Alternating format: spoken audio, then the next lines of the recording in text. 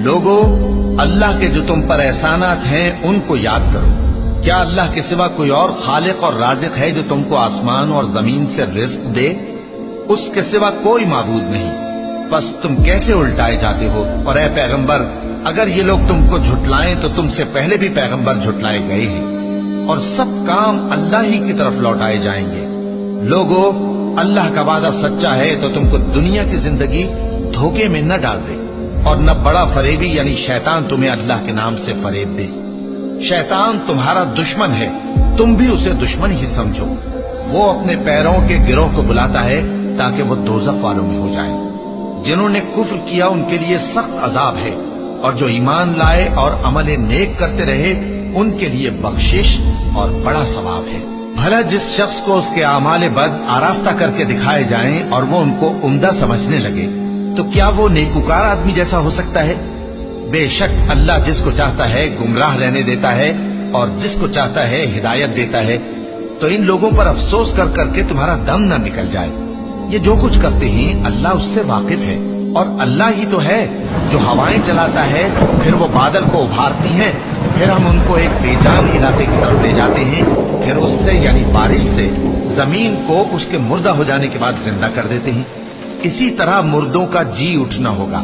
جو شخص عزت کا طلبگار ہے تو عزت تو سب اللہ ہی کی ہے، اسی کی طرف پاکیزہ کلمات چڑھتے ہیں اور نیک عمل ان کو بلند کرتا ہے۔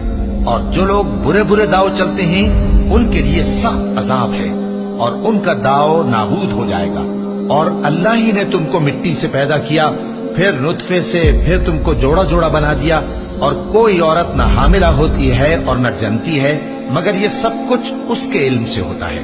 اور نہ کسی بڑی عمر والے کو عمر زیادہ دی جاتی ہے اور نہ اس کی عمر کم کی جاتی ہے، مگر سب کچھ کتاب میں لکھا ہوا ہے۔ بے شک یہ اللہ کو آسان ہے۔ اور دونوں دریا بھی یکساں نہیں ہیں، یہ ایک تو میٹھا ہے پیاس بجھانے والا جس کا پانی خوشگوار ہے، اور یہ دوسرا کھاری ہے کڑوا۔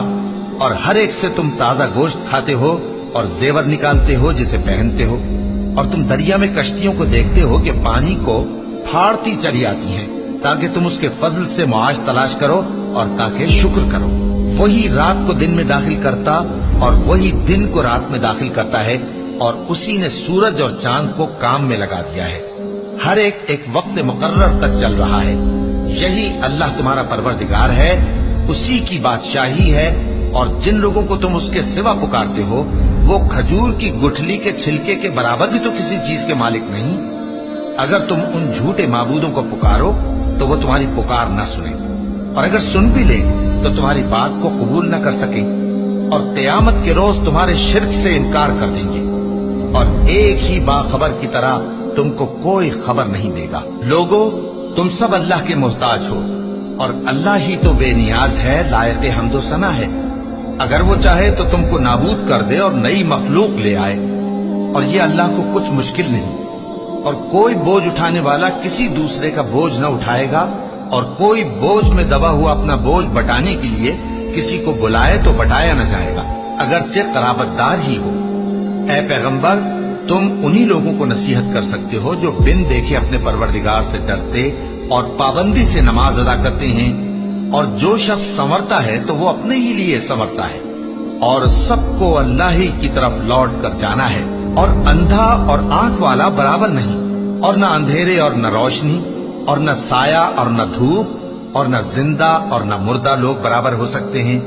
اللہ جس کو چاہتا ہے سنا دیتا ہے، اور تم ان کو جو قبروں میں ہیں سنا نہیں سکتے۔